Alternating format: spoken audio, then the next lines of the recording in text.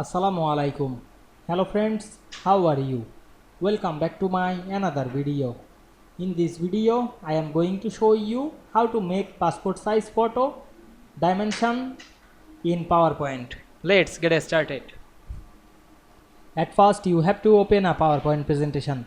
Then go to the home menu, select the new slide drop down menu and create a blank slide. Then go to the insert menu and choose the picture, then click this device. Now I am select a picture and click insert.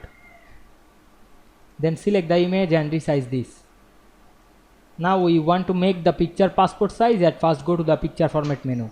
Select the size and position option. Then check mark on the of the lock aspect ratio. Then select the height, make 2 and select the width, make 2.